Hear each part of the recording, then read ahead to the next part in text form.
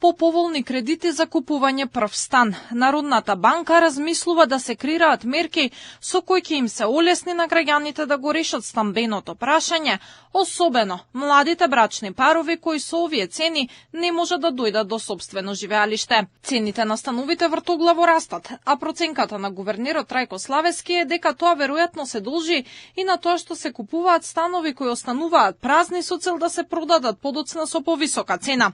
Од друга страна, според анализите на Народната банка, половина од становите се купуваат во готовина, што создава притисок врз побарувачката и дополнително ги зголемува цените.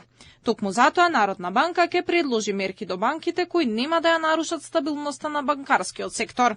Најважна цел која што си ја поставивме, а која што излегува надвор од мандатот на Централната банка, но е општествен интерес, е да видиме како може да се стимулира да се стави во пополна положба кредитирањето на објекти за живење кои што се купуваат по прв пат и ќе служат за живење. На пат сме и можеме наскоро да излеземе со тие предлози кои што секако ќе ги доставиме до банките, да добиеме фидбек повратно и некои нови идеи. Славески во интервјуто посочи дека за да го намалиме јазот со Европската унија, економијата во Македонија треба да расте 5 до 6% годишно.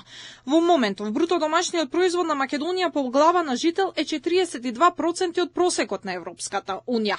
Клучот за забрзан раст, односно, за да се надминат потенцијалните 4%, е во структурните реформи и во инвестициите во образованието, здравството, инфраструктурата, но и во човечки капитал.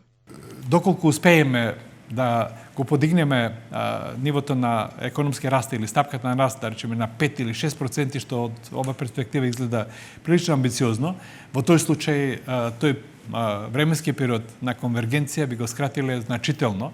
Инаку првиот квартал Македонија го заокружи со раст од 3%, а според Славески се должи на агрегатната побарувачка, личната јавната потрошувачка и инвестициите. Податоците за вториот квартал се очекуваат во септември, но актуелните показатели за раст на индустриското производство и за раст на извозот се охрабрувачки. И доколку продолжат позитивните трендови дома, а не се случат глобални поместувања на пазарот, може да се надмине и проекцијата. Народната банка до крај на годината проектира раст инаку од 3%.